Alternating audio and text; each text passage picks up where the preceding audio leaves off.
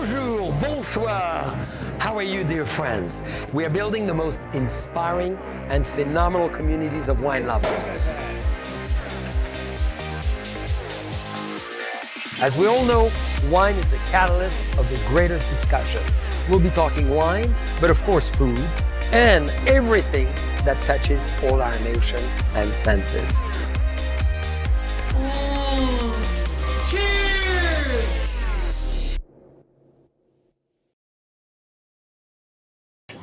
Bonjour, bonsoir, dear friends. Welcome to JCB Live. Today it's going to be such a fun happy hour because we're going to travel in the world of the garden. How many of us love gardening and love thinking about the source? We're very, very lucky that we're going to meet an incredible lady that changed her life in 2010 and decided to focus on the part that Mother Nature has the best to offer, which is food for the humans. She is incredible. She's very charming. She is absolutely talented. She's as well a mastermind in brand management too. So not only she has one company, but created two. She's a fabulous lady, very well recognized in the world of gardening, food, and now wine. I'm very pleased to introduce Sian Seligman. Sian, are you with us? I could feel you coming in. Bonjour.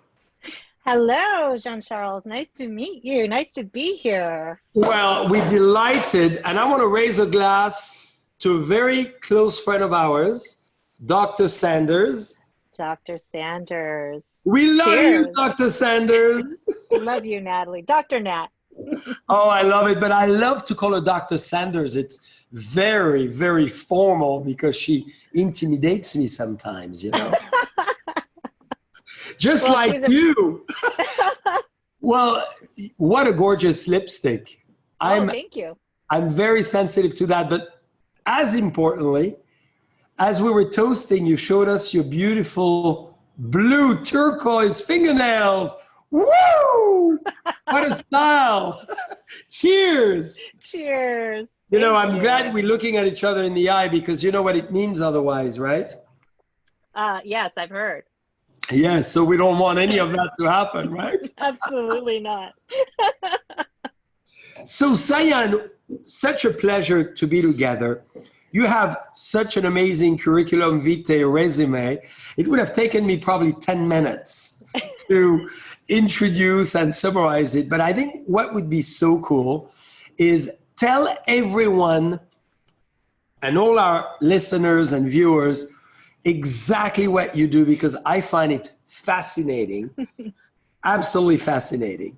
Absolutely, yeah. So I do a couple of things. One is that I'm a master gardener. I've been a master gardener since 2013.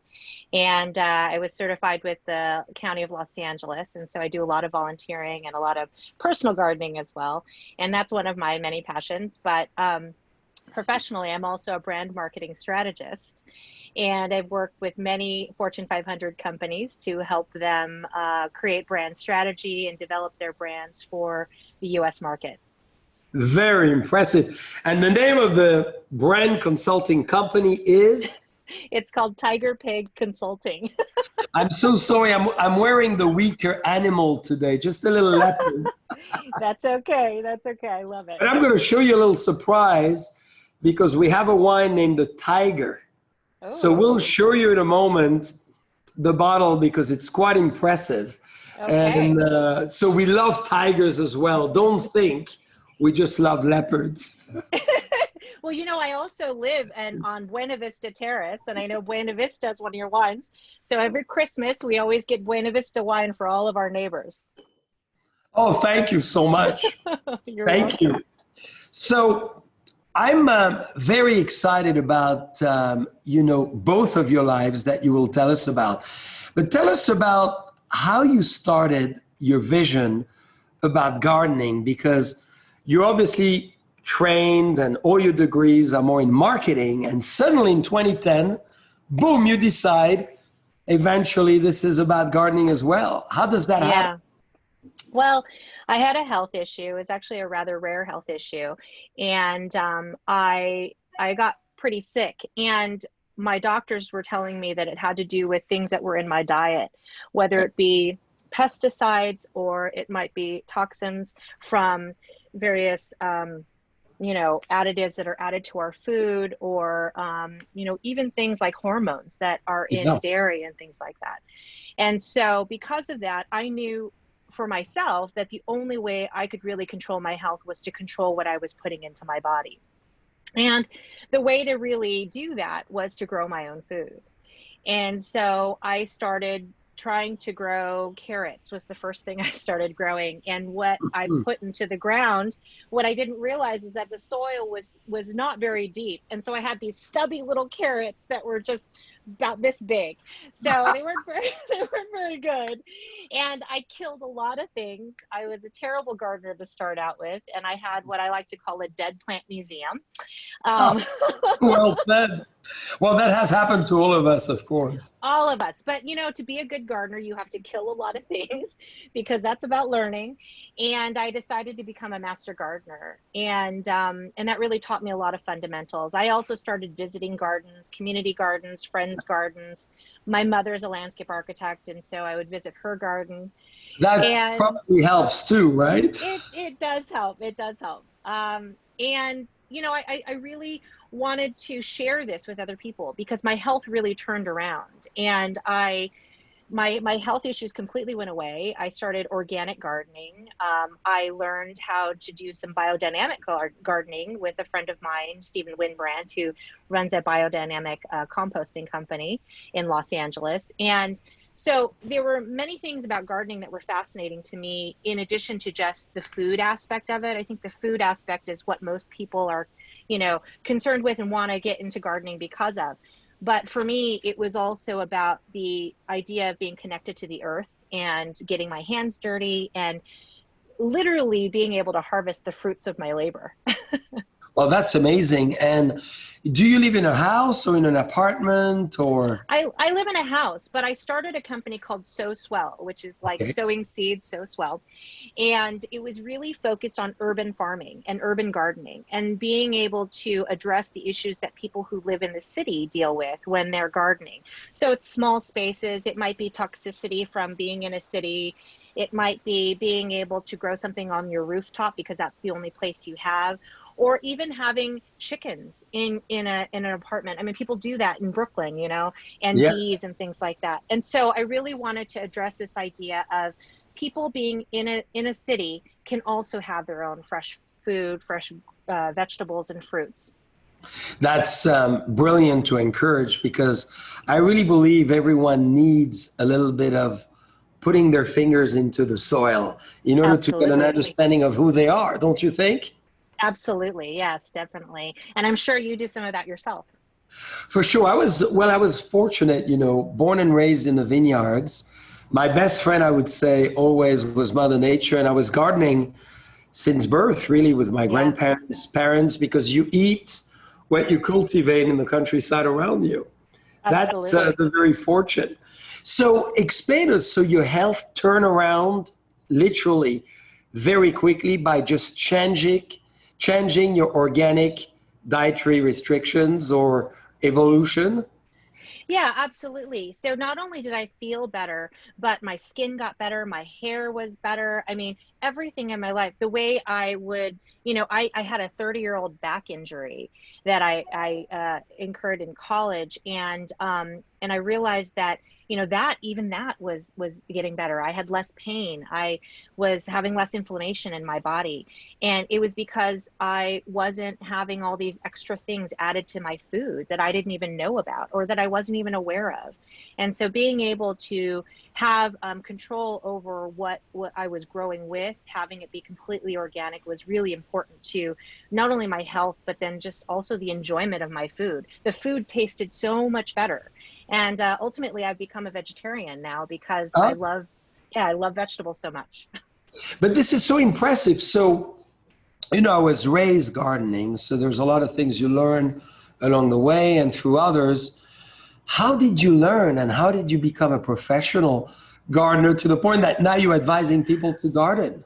Yeah, it was a long road. Part of Yeah. it had to do with trial and error. As I mentioned, I had a black thumb. I was a terrible gardener, and a lot of it is trial and error. I mean, really, I tell people just get out there, just try it, put seeds in Yep. the ground, try something new, see what other people are doing, read articles. You know, the internet is an incredible tool, and so it really is able to allow you access to any information in the world about doing pretty much anything. And so I learned a lot by doing some research and studying, but also working with other people. You know, I became a master gardener to get sort of the tools and the basics done, and so that I Yes. could learn to also teach other people how to do it. And for me, that was also an important thing, is to be able to not only learn, but then teach other people so that they could do the same thing that I could be doing, that I was doing. So this is brilliant. So your company follows the gardener all the way to his or her dietary restrictions? Correct. Yeah. So, I mean, you know, when you get to decide what you put in the ground, you get to decide what you're going to put on your plate. So you should grow things that excite you. So I Yeah. love colors. I mean, you can tell by my lipstick, my nails. We I love it. really, and I You're a love joy colorful. to be with. You're a joy to look at. We love it. Oh, thank you. It's the same. So I really love having colorful things in the garden. I always look for things that are exotic and different. I mean, I do try and grow things that grow natively here in California, because native is really important to me as well. But you know, having colors in the garden just really excite me. It makes me excited to make dinner, to cook, and to get out into the garden and see all these new things cropping up. This is great. So, as you advise people, what's your format of teaching? Is it through digital media? Is it through collaterals? Is it through doing it with them personally and physically? How do you do that? So I really love the personal interaction I have with people. So these days I do in-person interaction and teaching and things like that. I used to do more digital things, but I really enjoy being with other people. And you know, during COVID, it's been tough, but I certainly love being able to have that one-on-one interaction, being able to actually show them how to do it, how to take seeds, put it in there in the ground, and then amend the soil with things like compost and things like that. I find that having hands-on is really the Yeah. best way to teach people. And so you could say you followed your passion, really.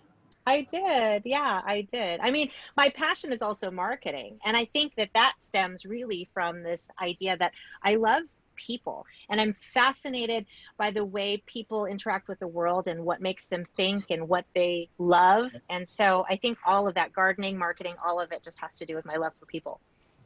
Yes, I could see that. I know we want to hug you and we want to be with you and we want to talk to you. So this is wonderful. So now, how did you know really that you wanted to go that far? Because a lot of our friends with us tonight, you know, and I could see that in the chat, is asking, you know, how do you discover your passion and how do you discover you're going to go for it? And how do you actually go for it? So maybe you want to give us all an advice on how you migrate towards this. Well, I'm a very curious person. I think curiosity is demonstrated through the product that you produce, whether that's, you know, fruits and vegetables, or it's a product that sits on the shelf. You know, I'm sure that you're a very curious person as well, and it shows in your lovely wines as well. I think that when you have a curiosity, you develop things that are more deep and Yeah. complex, and people can taste it, people can see it, people can see your passion translated into what it is that you produce. And the same thing goes for whether it's marketing or gardening. I follow my curiosity. You know, I dig deeper, I Well, want to know more. yeah, no, no, forgive me. I didn't mean to interrupt.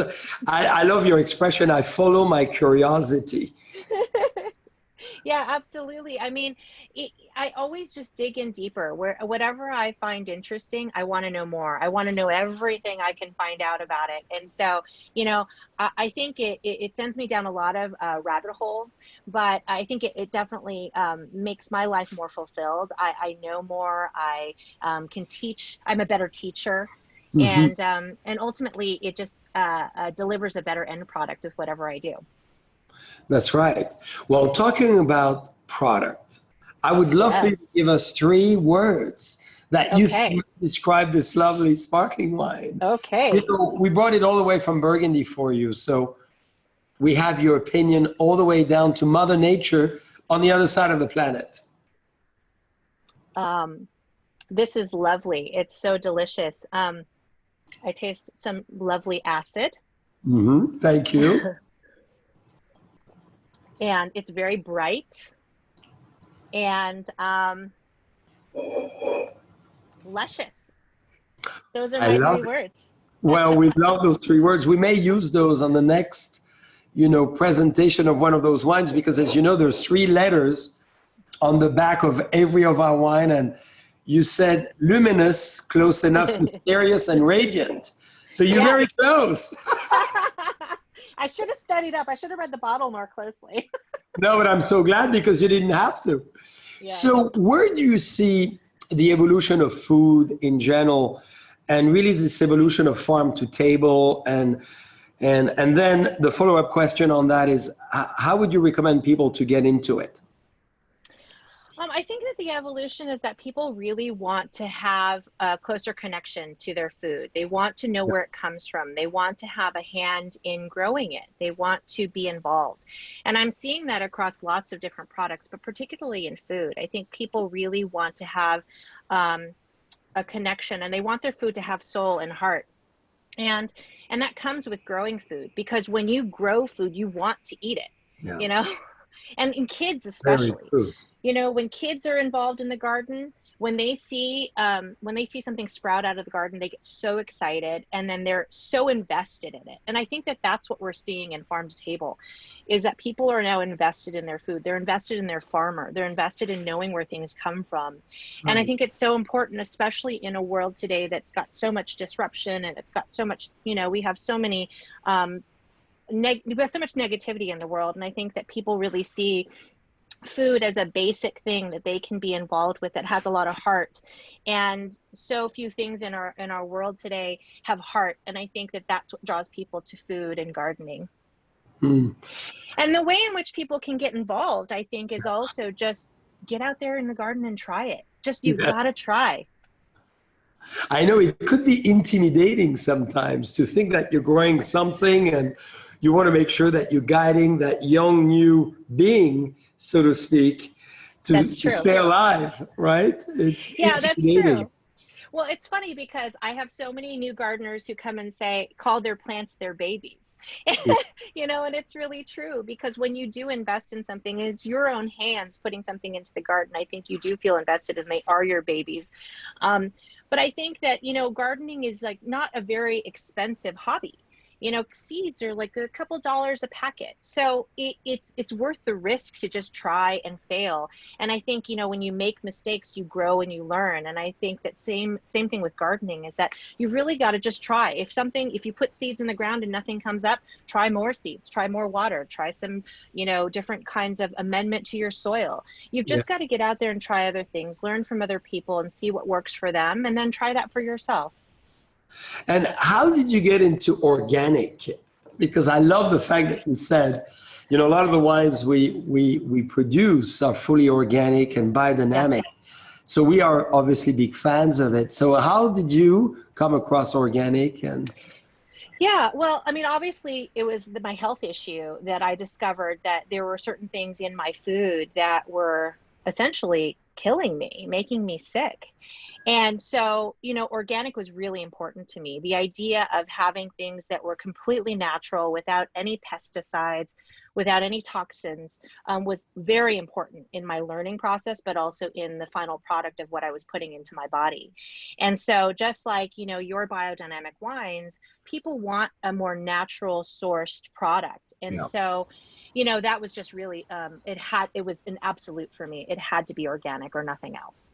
Well, I'm going to toast to that with our red wine. Okay. We got to go to the Raymond because, as you know, this lovely small lot on our property in Napa Valley, this whole estate has become organic and biodynamically certified now. Yes. So to your fabulous health and charm and smile. Cheers. So cheers. Delicious. So how does it make you feel? If you were a vegetable, what would you be tasting this way? Ooh. Well, I love the tannins. I think it's really lovely. And there's sort of an almost dusty quality to it, which I love. Well And said. You and know it's why really well earthy. said? This vineyard is actually in Rutherford, and you said dusty. You're actually brilliant. This is a Rutherford dust. Well said. Well, I love it. It's an absolutely beautiful wine. Thank you So for sharing. thank you so much. So Sayan, what are your favorite new trend in terms of what you grow? Is there some Um, vegetables, some fruit that or herbs that you well, find very exciting to grow in your world? I mean, nothing's new in gardening. I mean, because gardening's obviously been around since the beginning of time. But for me, I think what's really important is to grow what you eat. I Yes. mean, there's no sense in growing something that you don't like. But also, to make it handy for yourself, I like to always make sure I have a kitchen garden, which has lots of different herbs that I cook with all the time. So I'm cooking with thyme, I'm cooking with oregano, I'm cooking with rosemary. I always have onions in my garden and garlic because those are things that I'm constantly cooking with, Of course. right? and Absolutely. so and so it's important to have those things at hand all the time. And a kitchen garden shouldn't be all the way down at the bottom of your property. It should be right outside steps from your door, because you want to just be able to sit, cut a couple things, and then go back right into the garden and get to cooking. So I think that's something that's really important, especially for first time gardeners. Yes. Starting with something small. Herbs are easy to grow. You can either grow them on a windowsill, you can grow them at a box on your patio or on your deck. It's really easy, and so I think that's really important. Starting off easy and small, setting yourself up for success. Yeah, for sure. So what about if you don't have an outdoor and you live on the 28th floor of a big building? What do you recommend to get? Because many people are getting those beautiful containers and Yep. they grow herbs and all that. So what's your advice there? I think container gardening is really very achievable for a lot of people who live in small spaces, whether it be an apartment or if you have just an indoor space. People are also growing indoors with hydroponics, with lights. So even if you have a closet, I you thought can you were talking grow. about marijuana here. Well, people do that too, and that's okay. That's also growing. Exactly. Um, but I think that the most important thing is to start off small. Start with something Yeah. that you feel is achievable for you. So I always like to start people off with container gardening, because it's something that's small. You can it's easily controllable and easy to handle for somebody who lives in a small space. You can move them around. You can literally have them follow the sun. So if you have a window Yeah. that gets more sun in the morning versus in the afternoon, you can just move your containers around. So, Yes. making it as easy as possible is the best thing. No, and it's well said. Follow the sun. Absolutely. Beautiful expression. So, what do you advise for people who want to start their own business like you? Because it's not easy. It's not You're a easy. great entrepreneur. You started that company, and please tell the name to everyone so they know how to contact you too. Well, you can either contact me through Sow Swell, which is my gardening company, or you can contact me at Tiger Pig. And so, those are my two companies. But to start a company, I mean, you really have to find whatever it is that you're passionate about. I think that it's important, if you're going to be the face and the person that people interact with, they have to be able to see your passion, because otherwise no one's going to believe you or believe in you and get behind you. And so I think as an entrepreneur, you really have to follow what excites you, what you're curious about, and what you're really interested in. And how did you discover that passion for brands and brand building and marketing? Because it's kind of two different fields. So you work from both sides of your brain there. Yeah, I mean, I think the brand work really stems from my curiosity and fascination with people. I've always been Yeah. fascinated by people. I'm a daughter of immigrants. My parents are from Thailand, and so I spent the good Ooh. part of my childhood traveling. Have you been to Thailand? Oh, for sure. In It's so love lovely. with the people, in love with the food. Yes, I'm sure right? you've heard that a million times, right? Absolutely. It's the number one thing people say. But I love traveling. And so I've traveled since I was a child, back and forth to Thailand a lot. And I think it's that curiosity of cultures, getting to see other people, know other people, understand how they live. And I think that was my start, that sparked this passion for understanding how people think and how they live and interact with the world. So that's really why I'm in marketing, because I love researching people, why they do things, why they buy things, why they live in the way they live in, and interact with the world.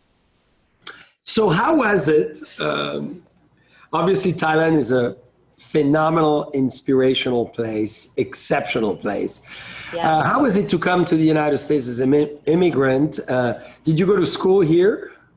Well, I'm not an immigrant. My parents are Your immigrants. parents were. I was born here. I was born and raised in Oh, I Los Angeles. see. So, do you speak Thai as well? I do. I'm a little rusty, so it means I need to go back to Thailand and practice, right? So, how do we say cheers in Thai? Oh gosh, you put me on the spot. Well, it's okay. We're going to have to research that one. Maybe you just But go straight. yeah, exactly. Just drink. Um, So, I'm going to go to the next wine as we're okay. talking about, what is your dream? And why do I ask you this question is you've accomplished so much. I'm suggesting we try the Cabaret now, which is the Cabaret is a place we dream, right? It's that Yes. amazing place where we dance, where we reflect, we enjoy, we attract it with colors and energy. And this is exactly like the Napa Valley Cabernet. Exactly. Yes. So tell us, what are your dreams? My dreams are to further explore other cultures. I've traveled for business all over the world, but I've always traveled for other people. I Yeah. would love to be able to travel for myself. I think ultimately, being able to travel the world to explore that curiosity I have for other lands, other people, other cultures, I think would be my absolute dream, and that's one that I hope to pursue soon. Well, and the world of Asia is fascinating. What It attracts you absolutely the is. most within the Asian world that we should all in the West learn from? I think it's really the food. I mean, the food is Yeah. incredible, right?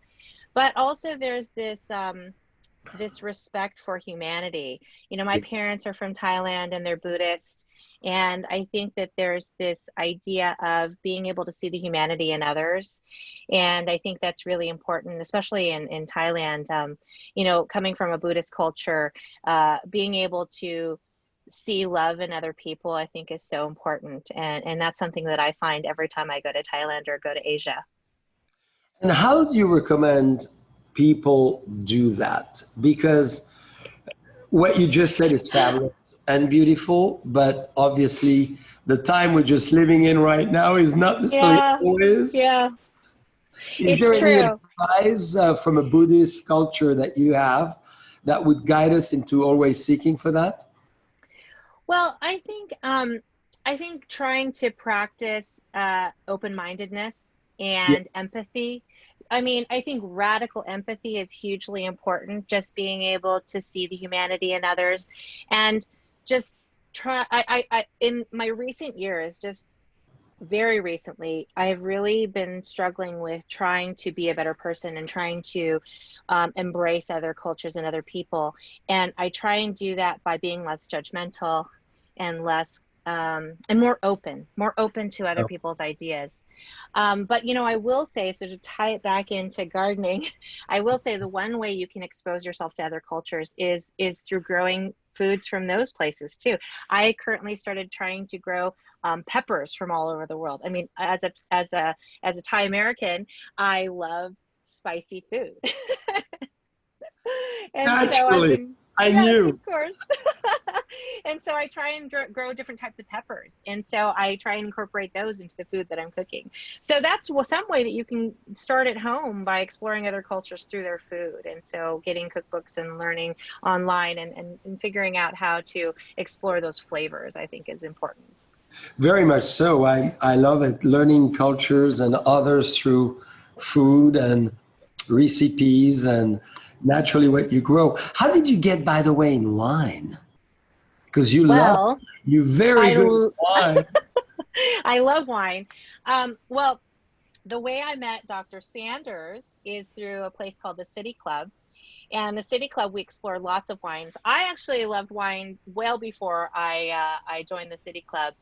I took a course in college, a wine and spirits course, and started learning more about wines. But when I joined the City Club, I started drinking more wine and being exposed to a lot more wines. And I'm currently the chair of the board of governors at the City Club.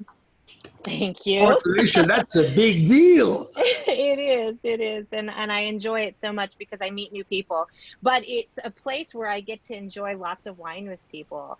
And it's one of the biggest demographics, I say, at the club, because we have a very diverse group of folks who are members. But the biggest demographic, wine drinkers. Of course. And do you find wine being the catalyst of great discussions? Oh my goodness, of course. Wine is a perfect conversation starter. Not only do you start talking about the wine and enjoying it as a beverage, but it's also sort of fuel for good conversation. Do you garden with a glass of wine? You know, I try. I'm hoping. I do. Maybe we should invent an outdoor goblet that is very attractive in crystal. Yes. I would love that. And then I would definitely take it into the garden. I do have wine parties in the garden, so we do consume that way. That's a great way. So what great advice, Sian, would you have for everybody listening tonight? As we've had such an amazing time, you're such a talent in so many fields, and I hope many people not only feel it through you, but contact you as well in the future. So what message would you have for everybody after those very unique times over the last 7 months? Yeah, I would say explore what excites you. I would say be curious about the world around you and the people around you, whether that's drinking wine, getting into the garden, your job, whatever it is.